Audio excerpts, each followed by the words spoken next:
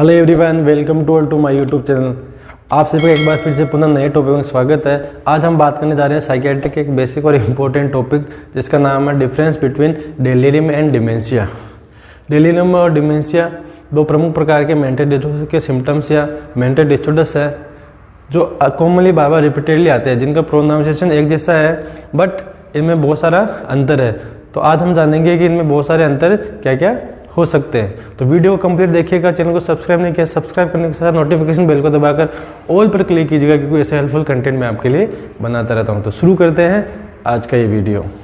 Delirium और dementia में जो बेसिक अंतर है उसमें सबसे पहले अपन शुरू करते हैं कि इनकी डेफिनेशन क्या कहती है। तो number 1, delirium is an abrupt change in brain that causes mental confusion and emotional disturbance that is difficulty to think, remember, sleep and pay attention.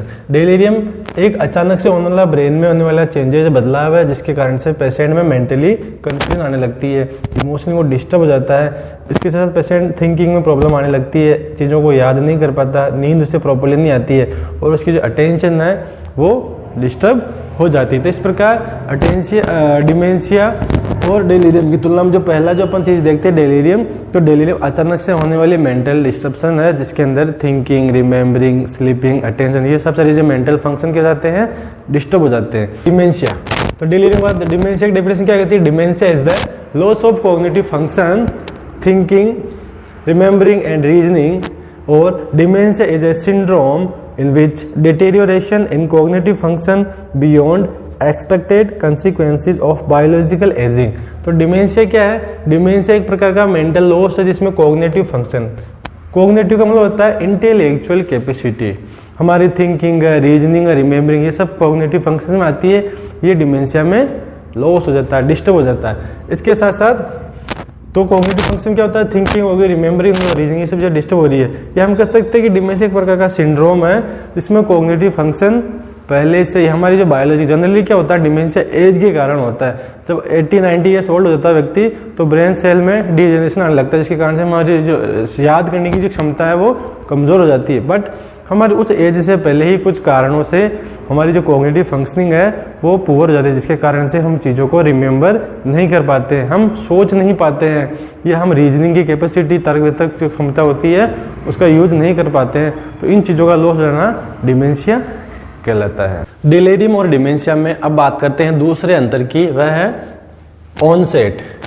जो बीमारी है उसका ऑनसेट किस प्रकार होता है, उसकी उत्पत्ति किस प्रकार होती है, उसके आधार पर हम बात करें तो डेलीरियम का जो ऑनसेट होता है वो एक्यूट होता है, सडनली अचानक से ये बीमारी उत्पन्न होती है, जबकि जो डिमेंशिया है वो क्रोनिक होता है, स्लोली प्रोग्रेसिव डिजीज है जो धीरे धीरे उत्पन्न होती है। इसी प्रकार अब देखते हैं जो तीसरा डिफरेंस वह है कोज या कारण के आधार पे।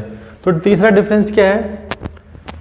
डेलीरियम में ड्यू टू एक्यूट इलनेस, कई प्रकार की जो एक्यूट इलनेस होती है उसके कारण से डेलीरियम होता है, जैसे कि number 1 infection, dehydration, withdrawal use of drugs, brain में कोई इन्फेक्शन हो गया या सीवियरली डिहाइड्रेशन हो गया, जैसे इलेक्ट्रोलाइट इम्बैलेंस होने लग जाते हैं, या कोई व्यक्ति लंबे समय से ड्रग्स का यूज कर रहा है और अचानक से उसको छोड़ देता है तो विड्रॉल सिम्टम के कारण से भी डेलीरियम के सिम्टम्स उत्पन्न होते हैं। तो इसमें कारण में ये चीज़ें प्रमुख होती है। अब इधर आ जाते हैं अपन डिमेंशिया में। तो डिमेंशिया के कॉजेज में अपन देखते हैं due to brain disorders, mainly dementia brain में होने वाले डिसऑर्डर्स के कारण से होता है। अब एक एक करके देखते हैं वो डिसऑर्डर कौन कौन से। नंबर 1 अल्जाइमर डिजीज, बढ़ती आयु के साथ साथ जो अल्जाइमर डिजीज होती है ब्रेन के डिजेनरेशन के कारण से, उससे डिमेंशिया होता है। दूसरा कारण है लेवी बॉडी या लेवी बॉडी डिमेंशिया। एक प्रोटीन होता है abnormal deposit of protein alpha synuclein in the brain. Alpha synuclein protein के ब्रेन में डिपोजिशन के कारण से लेवी बॉडी डिमेंशिया या एलवीडी डिमेंशिया होता है। तो प्रोटीन का नाम है साइन्यूक्लिन, अल्फा साइन्यूक्लिन प्रोटीन। तीसरा डिमेंशिया का कारण बनता है वास्कुलर डिमेंशिया। जब हमारा जो ब्रेन होता है उसकी ब्लड सप्लाई में कोई बाधा आ जाती है, वेसल्स ब्लॉक हो जाती है या वेसल्स नैरो हो जाती है जिसके कारण से ब्लड सेल्स को प्रॉपर्ली ब्लड सप्लाई नहीं मिल पाती है, उसके कारण से सेल में डीजेनरेशन होने लगता है और उससे होने वाला डिमेंशिया वास्कुलर डिमेंशिया कहलाता है। तो अब देखते हैं number 4 difference, that is course का। डेलीरियम का जो कोर्स है वो कैसा रहेगा, reversible if not due to brain disorder and treat early. यदि डेलीरियम ब्रेन के डिसऑर्डर के कारण से नहीं है, उसका ट्रीटमेंट अर्ली कर दिया जाता है, तो जो डेलीरियम की जो अवस्था है वो रिवर्सिबल है, मीन्स वापस से पेशेंट नॉर्मल अवस्था में जा सकता है। जबकि डिमेंशिया के केस में क्या होता है, डिमेंशिया एक प्रोग्रेसिव डिजीज है। प्रोग्रेसिव डिजीज मीन्स जिसकी कंडीशन दिन प्रतिदिन डे बाय डे खराब होती जाती है, मीन्स पेशेंट का डिमेंशिया का जो स्तर है वो डे बाय डे इंक्रीज हो जाता है, कंडीशन बिगड़ती जाती है। इसका नो क्योर, इसका कोई ट्रीटमेंट नहीं है डिमेंशिया का permanent, but drugs can slow progression. लेकिन जो प्रोग्रेशन है, जो अवधि, जो डिमेंशिया का जो लेवल है, जो सीवियरिटी जो बढ़ती है, उस सीवियरिटी को ड्रग्स कुछ हद तक कम कर सकती है। नंबर नेक्स्ट अंतर है ड्यूरेशन या अवधि। तो डेलीरियम वीक्स टू मंथ, कई सप्ताह से लेकर कई महीनों तक डेलीरियम रह सकता है, जबकि dementia terminal disease means and stage disease, permanent last अवस्था की कंडीशन जिसका कोई ट्रीटमेंट नहीं होता। तो इस प्रकार डेलीरियम कई महीनों तक से रह सकता अवधि में, तो डिमेंशिया परमानेंट होती है, इसका कोई क्योर नहीं होता है। डेलीरियम और डिमेंशिया का नेक्स्ट अंतर है नंबर 6, अटेंशन के बेसिस पे। तो अटेंशन डेलीरियम में क्या होता है, अटेंशन में greatly impaired during delirious episode otherwise intact. जब पेशेंट सेंसलेस हो जाता है डेलीरियम के दौरान या अनकॉन्शियस जाता है, तो उस अवधि के दौरान ही पेशेंट की अटेंशन डिस्टर्ब होती है, अदरवाइज उसकी अटेंशन नॉर्मल रहती है। जबकि डिमेंशिया के केस में अटेंशन में क्या होता है, declines as the dementia progresses.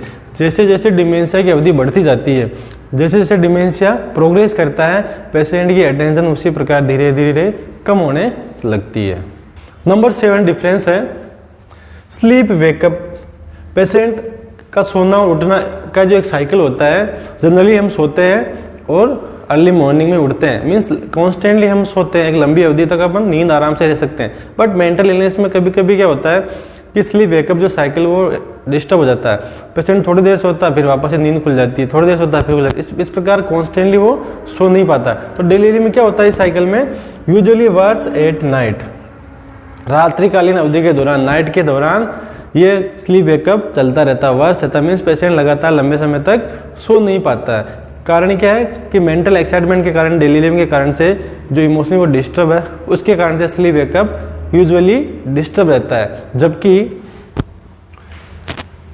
Dementia में क्या होता है, can be verse at night but not usually. Dementia के पेशेंट में स्लीप वेकअप हो सकता है, कभी कभी नाइट के समय में उठना जगना डिस्टर्ब हो सकता है, बट यूजुअली लगातार या स्थायी रूप से ये नहीं रहता। जबकि डेलीरियम के केस में स्लीप वेकअप की जो प्रॉब्लम होती है, पेशेंट का सोना उठना बार बार, ये यूजुअली चलता रहता है।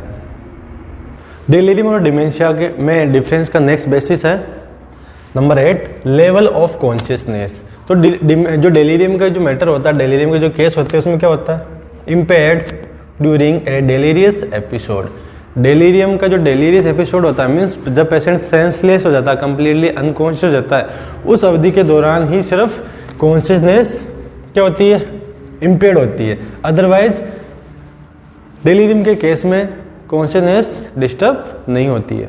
अब देखते हैं डिमेंशिया के मैटर में कॉन्शियसनेस क्या होती है। तो डिमेंशिया में usually unimpaired until the late stages of dementia. Dementia की जो अर्ली स्टेज होती है उसमें कॉन्शियसनेस डिस्टर्ब नहीं होती है, बट जैसे जैसे पेशेंट में सीवियरिटी बढ़ती है, लंबे समय तक डिजीज प्रोग्रेस होती है, तो लेट अवस्था में जब डिमेंशिया आ जाता है तब उसमें कॉन्शियसनेस डिस्टर्ब होने लगती है। तो डिमेंशिया की लेट स्टेज में ही कॉन्शियस डिस्टर्बेंस होती है, अर्ली स्टेज में इम्पेयर्ड नहीं होती है। Number 9 difference is orientation. Orientation means किसी भी व्यक्ति का, किसी भी पर्सन का टाइम के प्रति, प्लेस के प्रति और पर्सन के प्रति अवेयर होना ओरिएंटेशन कहलाता है। जैसे कि हमारे सामने जो व्यक्ति खड़ा है वो पर्सन कौन हम पहचान रहे, मीन्स हम ओरिएंटेड है, हम किस जगह पे, हम अजमेर में हैं, हम जयपुर में, जोधपुर में या किसी भी लोकेशन जियोग्राफिकल एरिया में हैं, हम पता है, मीन्स हम प्लेस के प्रति ओरिएंटेड है। टाइम, अभी समय क्या हो रहा है, दिन हो रही है, रात हो रही है, लगभग घड़ी में क्या टाइम हो रहा है, उसको हम समझ पा रहे हैं, मीन्स हम इसके टाइम के प्रति भी ओरिएंटेड। तो टाइम, प्लेस और पर्सन, 3 चीजें ओरिएंटेशन में अपन देखते हैं। तो जो डेलीरियम का जो केस होता है उसमें ओरिएंटेशन क्या होता है, impaired during a delirious episode. जब डेलीरियम का जो एपिसोड आता है, जब पेशेंट सेंसलेस हो जाता है या अनकॉन्शियस होता है, उसमें पेशेंट को ओरिएंटेशन नहीं रहता है कि सामने वाला व्यक्ति कौन है, समय क्या है, वो किस जगह पे अभी वो प्रेजेंट है। अब हम बात करते हैं डिमेंशिया की। तो डिमेंशिया में ओरिएंटेशन में क्या होगा, usually unimpaired during early stages of dementia but impaired as dementia progresses. तो कॉन्शियसनेस की बात ही ओरिएंटेशन भी अर्ली अवस्था में पेशेंट का डिसओरिएंटेड नहीं होता है। प्लेस, पर्सन और टाइम के प्रति पेशेंट अर्ली अवस्था में तो ओरिएंटेड रहता है, बट जैसे जैसे डिजीज आगे बढ़ती है, एंड स्टेज में आती है, तब तो डिमेंशिया के पेशेंट में जैसे जैसे डिजीज बढ़ती है, एंड स्टेज में आ जाती है, लास्ट अवस्था में, तब जाके ओरिएंटेशन डिस्टर्ब होता है। अर्ली स्टेज में ओरिएंटेशन में कोई प्रॉब्लम नहीं रहती है। अब हम बात करते हैं कि बिहेवियर के आधार पर डेलीरियम और डिमेंशिया में क्या डिफरेंस होता है। तो बिहेवियर में क्या होगा, डेलीरियम के केस में दो प्रकार से बिहेवियर में प्रॉब्लम आता है। एक होता है हाइपर एक्टिव डेलीरियम, एक होता है हाइपो एक्टिव डेलीरियम। यदि पेशेंट हाइपर एक्टिव डेलीरियम की अवस्था में है तो क्या होगा, patient become agitated and restless. तो हाइपर एक्टिव डेलीरियम की कंडीशन में पेशेंट एजिटेट हो जाता है, उग्र हो जाता है, और उसमें रेस्टलेसनेस या बेचैनी का भाव आने लगता है। जबकि हाइपो एक्टिव डेलीरियम में पेशेंट ड्राउजी और विड्रोन हो जाता है। ड्राउजी मीन्स पेशेंट को नींद आने जैसा फील करने लगता है, विड्रोन अपने आप में वो खोया रहने लगता है। इस प्रकार हाइपर एक्टिव में पेशेंट एजिटेटेड होगा, रेस्टलेसनेस होगा, जबकि पेशेंट जब हाइपो एक्टिव अवस्था में होगा डेलीरियम की, उस अवधि के दौरान पेशेंट ड्राउजीनेस फील करेगा, उसको नींद आने जैसा उससे ऊँगता रहेगा, और पेशेंट विड्रोन करने लगता है, अपने आप में पेशेंट खोया रहना लगता है। ये हो गया डेलीरियम। नेक्स्ट, डिमेंशिया बिहेवियर में क्या होगा, डिमेंशिया की अर्ली स्टेज में बिहेवियर अनइम्पेयर्ड होता है। तो जब डिमेंशिया अर्ली स्टेज में होता है तब बिहेवियर में किसी प्रकार का डिटेरियोरेशन या प्रॉब्लम्स नहीं देखने को मिलती है। जबकि जब पेशेंट डिमेंशिया की लास्ट स्टेज में जाने लगता है तो क्या होने लगता है, तो डिमेंशिया की लेटर स्टेज में पेशेंट का जो बिहेवियर होता है वो इम्पेयर्ड होने लगता है। जैसे जैसे डेलीरियम के बाद जब डिमेंशिया की बात करें हम, तो डिमेंशिया में जैसे जैसे डिमेंशिया की स्टेज आगे बढ़ेगी, पेशेंट का बिहेवियर इम्पेयर्ड होने लगता है, डिटेरियोरेशन आने लगता है, उसमें प्रॉब्लम्स देखने को मिलती है। डेलीरियम और डिमेंशिया का लास्ट और इम्पोर्टेंट अंतर है स्पीच या बोलचाल के आधार पर। तो स्पीच में क्या होता है, डेलीरियम में डिस्टर्बेंस, इनकोहेरेंट और नॉट और अनअंडरस्टैंडेबल स्पीच। डेलीरियम की अवस्था में या डेलीरियम का जो पेशेंट जब बोलता है तो स्पीच इनकोहेरेंट होती है। इनकोहेरेंट मीन्स पेशेंट की बोलचाल, स्पीच क्लियर नहीं होती है, जिसे हम समझ नहीं पाते हैं। जबकि इसके साथ साथ आइदर स्लो और एक्सीलरेटेड स्पीच। डेलीरियम की अवस्था में पेशेंट की जो स्पीच होती है बहुत ज़्यादा स्लो होती है। जब हम वर्ड्स को बहुत ज़्यादा स्लो बोलते हैं तो सामने वाला बहुत ज़्यादा गैप होने लगता है शब्दों में, तो उसका अर्थ नहीं निकल पाता। या बहुत रैपिडली बोलते हैं, बहुत फास्ट बोलते हैं, तो भी सामने वाला समझ नहीं पाता। ओवरऑल या तो स्लो बहुत ज़्यादा होगी या बहुत ज़्यादा फास्ट होगी, जिसके कारण से स्पीच सामने वाला व्यक्ति डेलीरियम में समझ नहीं पाता है। अब देखते हैं डिमेंशिया में स्पीच में क्या होता है। डिमेंशिया में क्या होगा, word finding difficulties. Number 1, dementia की अवस्था के दौरान, क्योंकि डिमेंशिया के कारण से ब्रेन में डिजेनरेशन के कारण से जब डिमेंशिया होता है तो डिमेंशिया में मेमोरी लॉस होने लगती है, पेशेंट याद नहीं कर पाता। इसलिए जब वो बोलता है स्पीच के दौरान तो उसको वर्ड ही नहीं मिलते हैं। जनरली अपन देखते हैं कि जो दादा या नाना नानी है जो 90 years old, 80 years old, 70 years old होते हैं, जब हमसे वो बात कर रहे होते हैं तो कई बार बोलते बोले अटक जाते हैं, दिमाग पर जोर लगाते हैं, लेकिन वो चीज़ें उनको याद ही नहीं आती, वो भूल जाते हैं। वैसे ही जब डिमेंशिया का पेशेंट जब बोलने लगता है या स्पीच के दौरान वह वर्ड्स को ढूंढ नहीं पाता है। हम उससे बात करें, बीच में कोई वर्ड्स उसको याद नहीं आता, वो खूब जोर लगाता है, वो वर्ड फाइंड करता रहता है दिमाग को, ऐसे करके आंख बंद करके सोचता रहता है कि मुझे क्या बोलना या वो चीज़ मैं क्या बोलना चाह रहा हूँ। तो इस प्रकार वर्ड्स को वो फाइंड करता रहता है। इसके साथ साथ प्रोग्रेसेस एज डिमेंशिया प्रोग्रेसेस, और जैसे जैसे डिमेंशिया बढ़ता जाता है पेशेंट की जो स्पीच की प्रॉब्लम्स होती है वो बढ़ती जाती है, क्योंकि उसकी मेमोरी पूर होने लगती है, उसको वर्ड्स याद नहीं रहते हैं। इस प्रकार हमने देखा कि जो डिमेंशिया और डेलीरियम में जो अंतर है वो अलग अलग लेवल पर किस प्रकार हो सकता है, किन किन कारणों के आधार पर, ऑनसेट के आधार पर, साइन सिम्टम्स के आधार पर, या स्पीच के आधार पर, बिहेवियर के आधार पर, पर्सनालिटी के आधार पर, अलग अलग प्रकार के जो मेंटल कंपोनेंट्स होते हैं वो दोनों में तुलनात्मक अध्ययन और हमने आज सीखा। होप ये वीडियो आपके लिए काफ़ी हेल्पफुल रहेगा।